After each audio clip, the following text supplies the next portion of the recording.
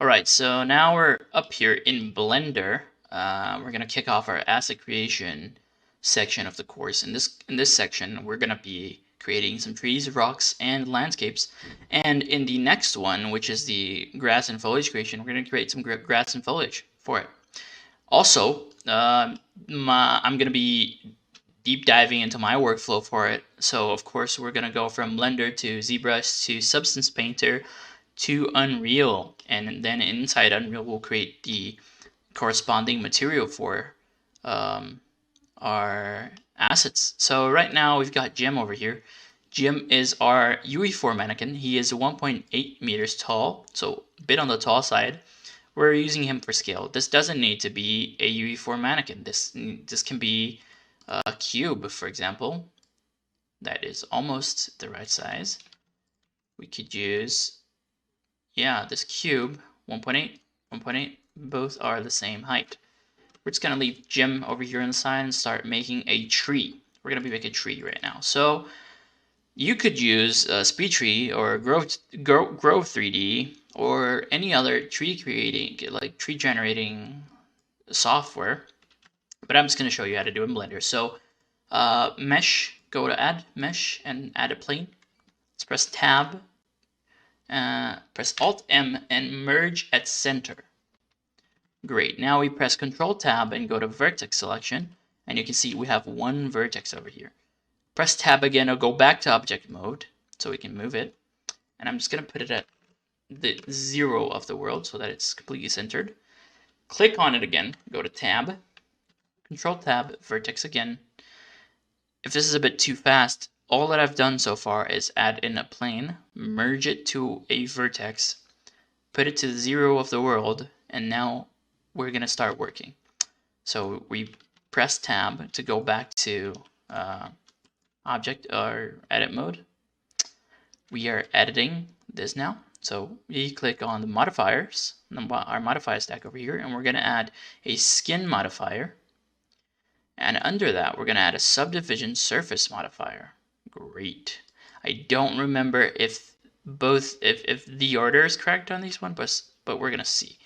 So we are just gonna extrude, and if you're asking yourself how I did it on the z-axis, you just press E and then Z, and you can do that for every axis.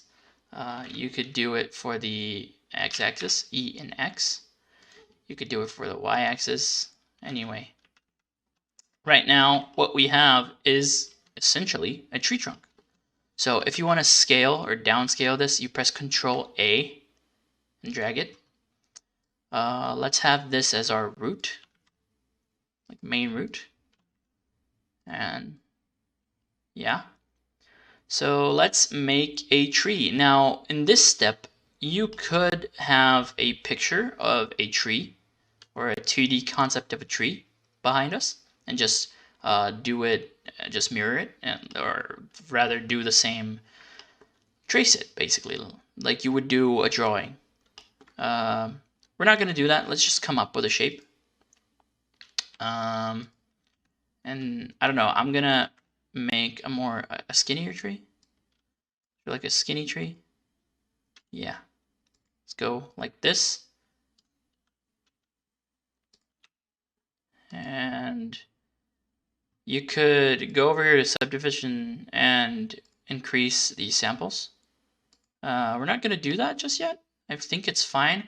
What we are going to do though is go back to object mode and right click, and we're going to go to shade smooth.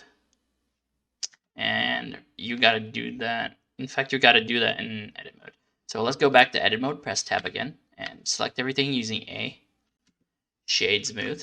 Again, we press space and go to shade smooth. It's not shading smooth first. Oh yeah. Oh, this isn't mesh yet, right? This doesn't exist. So we need to go over here to our skin modifier and turn smooth shading on. Anywho, it's smooth now. All right. So we haven't really seen the potential of this method yet, but you are going to be seeing it quite soon. So I don't know, let's branch over here And let's scale it a bit down because the tree gets thinner and thinner, right? And over here, we're gonna have a branching path. Now this is where it gets interesting. So now we have, let's just make a sort of weird branch shape. Great. Now, all you gotta do is just go back, and if you wanna see the exact vertices, you can press Z or Z, and you can see them. And it needs to be a bit bigger, and then you can play with it. I mean, look, it's completely fine, you know? And you can even go as far as moving whole branches back and forth, you know, making it the way you would like. So let's keep going.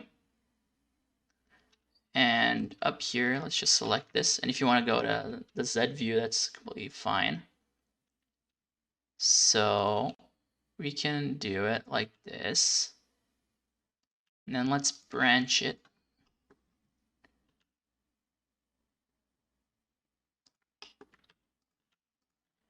Right? So as you can see, when you don't change the width of it, it gets a bit weird. But no matter, we're going to do it. Let's go back here and branch it even more. Create like a connecting shape over here. Don't worry, we're going to fix the width of it. Let's go back here and just do it like this now, because I'm going to show you something different then. Because right now, all that we're doing is creating basically like a 2D tree, right? So what you would want to do is move these towards the front or the back, you know, like tweak them. So to go to the side viewer, press 3, right? We could just move this, just move it, and progressively move them up like this. Anyway, you can do as you like on your own time. Now let's fix the width on this.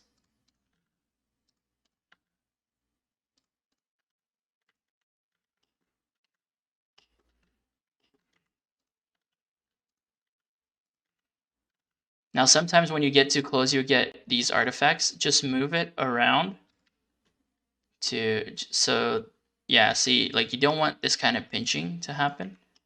So yeah, move them around so that you don't get that kind of pinching. And this is how I did all of the trees. And in fact, this is how I've been doing most of the trees for my scenes. Right, so yeah, I'm not gonna spend too much time tweaking this, because anyway, it's easy to get lost in it. But yeah, there's not much to talk about during this section. We're just gonna let's just make a block out of a tree. Oh yeah, so this is basically the blockout stage. We got a pretty complex mesh if you look at it. This is fine. It's not optimal. I mean, ideally we'd want to decrease this, but we could do that in ZBrush later. Or not. Maybe this is a hero tree asset, right? So it's okay that it has like a ton of vertices. But ideally you'd want to decimate this. So if you want to like quickly optimize it, I'll just show you a way later. But you can basically just add, after you're done with your mesh and you want to optimize it, you have your low poly and stuff. Ideally before UVing, you could just go over here and add a decimate modifier and then tweak it. It's not, yeah, like if you, can you see, like it's gonna triangulate your mesh and like decrease the size and stuff. So that's how you would optimize it. You could optimize it by hand as well, but that's more difficult, you know, than anyway, spend more time looking at silhouette. Maybe you can draw the silhouette of your tree in Photoshop and import it here as a sort of a blueprint, you know, and just use that. Anyway, let's not spend too much time like tweaking it. If you want to get rid of one of these, you could press Shift V, and if you have auto merge on over here, it's gonna merge. Sometimes it doesn't work though, so be careful with that. Anyway, so what I was about to show you over here is that you can branch multiple ones, like over here. And then you go back, and you can do it over here. Like do it in a complete opposite. Sorry for that. I don't know if you heard the bike messenger just going. I don't know. There was a bike. Anywho, let's create a branching one, and you can let your imagination fly in this stage, right? Or just follow a concept. Just be aware, if you put too many branching ones, you can get that stretching I was talking about, but it looks like it's fine now. So anyway, I'm gonna tweak this a bit, and when I come back, I'm gonna have some closing remarks. Basically, I'll teach you how to what to do with this, and then we'll see each other in ZBrush. All right, so here we are. I tweaked what we had. Essentially, I added more variation in shapes. I just tweaked it. We have a little pinching over here. Oh no, I don't think there's too much to do about it. Oh, all right, yeah, there it is. Anywho, yeah, look out for that. Oh, another one. Because this will give us trouble when we import this to ZBrush later. All right, I think that, oh my god. Yeah, as I said, all right, it's fine now. As I said, look out when you have many branching from a single vertex. It's not too good. Anyway, what I was gonna, the new technique I was gonna show you. Oh yeah, right. So we have a lot more vertices over here, right? So how did I do that? Basically select a vertice and press Control Shift B. This is a bevel, but for vertex. This is vertex beveling. So if you drag it, you create a bevel over here. And if you use your mouse wheel, you can increase or decrease how many vertices you're gonna add. So here's me adding like a bunch. So yeah, it's an infinite amount that you can add. So yeah, just whenever you want to add more vertices, if it's not at the end, because at the end it won't do anything. If it's like between two vertices, you just do the little bevel. So this is essentially done. So what do we do with this? What we are going to do with this is duplicate it. This is our backup mesh. This has our modifiers unapplied. So we're just going to leave this as is. If you want to name it as a backup, go ahead over here in the scene collection. So if you select this and name it tree backup, right, that's our backup now, and this is our SM tree main, or just tree. Yeah, that's fine. Right, so what we're going to do now is apply both of these, and we're just going to export it and go to ZBrush. Go do some sculpting. So go over here to File, Export FBX, select a folder that you're going to remember. Export a meshes.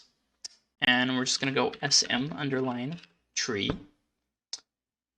And just let me check if I'm on the correct path over here. Yeah. And be sure to check selected objects. so that only our selected object gets exported. So export FBX, that's done. Next time I see you, we will be inside of ZBrush and I'll tell you all about sculpting trees.